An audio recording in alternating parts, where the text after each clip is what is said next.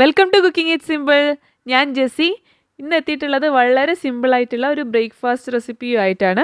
Video ഇഷ്ടപ്പെട്ട് കഴിഞ്ഞാൽ തീർച്ചയായിട്ടും സബ്സ്ക്രൈബ് ചെയ്യണം. അക്കാര്യം ആരും മറക്കരുത്. നമ്മളിത് ഉണ്ടാക്കാൻ വേണ്ടി പോകുന്നത് ഉരുളക്കിഴങ്ങ് കൊണ്ടാണ്. അപ്പോൾ എല്ലാവരുടെ വീട്ടിലും ഉരുളക്കിഴങ്ങ് ഉണ്ടാവും. ഞാനിപ്പോൾ ഒരു വലിയ ഉരുളക്കിഴങ്ങ് എടുത്തിട്ട് അതിനെ തൊലി കളഞ്ഞിട്ട് ഇതുപോലത്തെ കഷ്ണങ്ങളാക്കിയിട്ട് മുറിച്ചിട്ടുണ്ട്. ഒരുപാട് തടിയുള്ള കഷ്ണമല്ല, ഇതുപോലെ കുറച്ച് കട്ടിയുള്ള കഷ്ണങ്ങളാക്കിയിട്ട് മുറിച്ചെടുത്തിട്ടുണ്ട്. വട്ടത്തിലാണ് മുറിക്കേണ്ടത്. ഇനി നമുക്ക് എന്താ ചെയ്യേണ്ടതെന്ന് വെച്ച് കഴിഞ്ഞാൽ ഒരു ഫ്രൈ പാൻ എടുക്കുക. നോൺ സ്റ്റിക്കിൻ്റെ ഫ്രൈ പാനാണ് ഏറ്റവും നല്ലത്. അതിൻ്റെ അകത്ത് ബട്ടർ തേച്ച് കൊടുക്കുക. ഞാനിപ്പോൾ ഉപ്പുള്ള ബട്ടറാണ് എടുത്തിട്ടുള്ളത്. നിങ്ങൾക്ക് ഉപ്പില്ലാത്ത ബട്ടറോ എടുക്കാം. അതല്ലാന്നുണ്ടെങ്കിൽ വെജിറ്റബിൾ ഗീയോ അല്ലെങ്കിൽ ഓയിലോ ഇതുപോലെ തടവി കൊടുക്കാം. പാനിൽ നന്നായിട്ട് തടവണം. അതിനുശേഷം നമ്മൾ വട്ടത്തിൽ മുറിച്ച് വെച്ചിട്ടുള്ള ഉരുളക്കിഴങ്ങില്ലേ, അത് ഇതുപോലെ നമുക്ക് ലെയർ പോലെ അടുക്കി അടുക്കി വെച്ച് കൊടുക്കാം. ഞാനിപ്പം ഒരു വലിയ ഉരുളക്കിഴങ്ങാണ് എടുത്തിട്ടുള്ളത്. നിങ്ങളുടെ കയ്യിൽ ചെറുതാണെന്നുണ്ടെങ്കിൽ 2 എണ്ണം എടുക്കാം. അതുപോലെ തന്നെ നിങ്ങളെ പാനിൻ്റെ വലിപ്പത്തിനനുസരിച്ച് എടുക്കുന്ന ഉരുളക്കിഴങ്ങ് നിങ്ങൾക്ക് അഡ്ജസ്റ്റ് ചെയ്യാം. ആദ്യത്തെ ലെയർ വെച്ചതിന് ശേഷം ഞാൻ നടുഭാഗത്തും ഇതേപോലെ തന്നെ ഉരുളക്കിഴങ്ങിൻ്റെ പീസ് അടുക്കി വെക്കുന്നുണ്ട്. ഇനി നമുക്കിത് അടുപ്പത്ത് വെച്ചിട്ട് വേവിക്കാം. ഇനി നമുക്ക് ഇത് അടച്ച് വെച്ചിട്ട് വളരെ ചെറിയ ഫ്ലെയിമിലിട്ടിട്ട് വേവിച്ചെടുക്കുക. ഒരുപാട് ഫ്ലെയിം കൂട്ടി വയ്ക്കരുത്. അപ്പോൾ ഉരുളക്കിഴങ്ങിൻ്റെ പുറം ഭാഗം പെട്ടെന്ന് തന്നെ കരിഞ്ഞു പോവും. അപ്പോൾ ഫ്ലെയിം നല്ല ചെറുതാക്കി വയ്ക്കുക, അടച്ച് വയ്ക്കുക.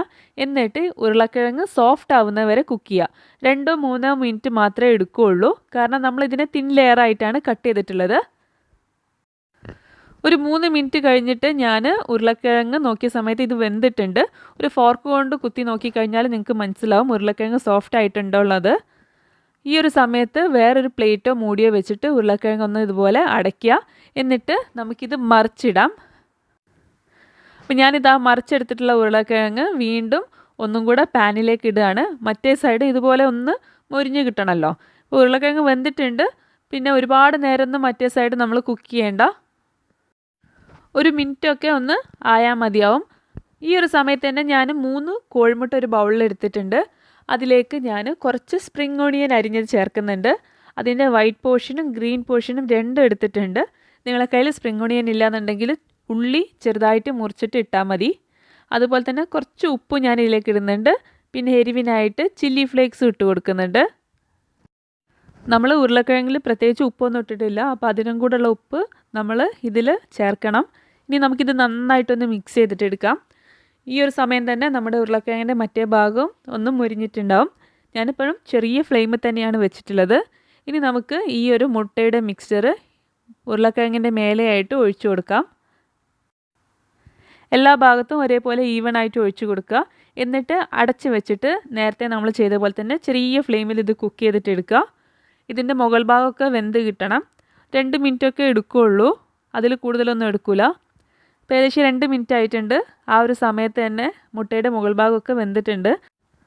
ഓൾറെഡി ചൂടുള്ള ഉരുളക്കിഴങ്ങിൻ്റെ മേലെയാണല്ലോ നമ്മൾ ഈ മുട്ട ഒഴിക്കുന്നത്. അപ്പോൾ അതാ മുട്ടയൊക്കെ നന്നായിട്ട് വെന്തിട്ടുണ്ട്. ഇനി നമുക്കിതൊരു പ്ലേറ്റിലേക്ക് ഇട്ട് കൊടുക്കാം. ഇത്രയേ ഉള്ളൂ പരിപാടി. ബ്രേക്ക്ഫാസ്റ്റൊക്കെ വളരെ പെട്ടെന്ന് തന്നെ ആക്കാൻ പറ്റും. പിന്നെ നിങ്ങൾ ഡയറ്റൊക്കെ ചെയ്യുന്ന ഒരാളാണെന്നുണ്ടെങ്കിൽ ഇങ്ങനെ തന്നെ ഇത് കഴിക്കാം. നിങ്ങൾ എടുക്കുന്ന ബട്ടറിൻ്റെ അളവ് കുറച്ചിട്ട് എടുത്താൽ മതി. നല്ല നോൺ സ്റ്റിക്ക് പാത്രമാണെങ്കിൽ ഒരുപാട് ബട്ടറൊന്നും വേണ്ട. പിന്നെ നിങ്ങൾക്ക് ഇത് വേണമെന്നുണ്ടെങ്കിൽ ബ്രെഡിൻ്റെ കൂടെയും കഴിക്കാം. നല്ല ടേസ്റ്റാണ് കെച്ചപ്പും ബ്രെഡൊക്കെ കൂട്ടിയിട്ട് കഴിക്കാനായിട്ട്. വളരെ പെട്ടെന്ന് ഉണ്ടാക്കിയെടുക്കാൻ പറ്റുന്ന ബ്രേക്ക്ഫാസ്റ്റ് റെസിപ്പിയാണ്. എല്ലാവരും തീർച്ചയായിട്ടും ട്രൈ നോക്കണം. അതുപോലെ തന്നെ ചാനൽ ഇഷ്ടപ്പെട്ട് കഴിഞ്ഞാൽ ഒന്ന് സബ്സ്ക്രൈബ് ചെയ്യുന്ന കാര്യം ആരും മറക്കരുത്. നമുക്ക് പുതിയൊരു വീഡിയോ ആയിട്ട് കാണാം. അതുവരെ എല്ലാവരും സേഫായിട്ടിരിക്കുക. Thank you for watching.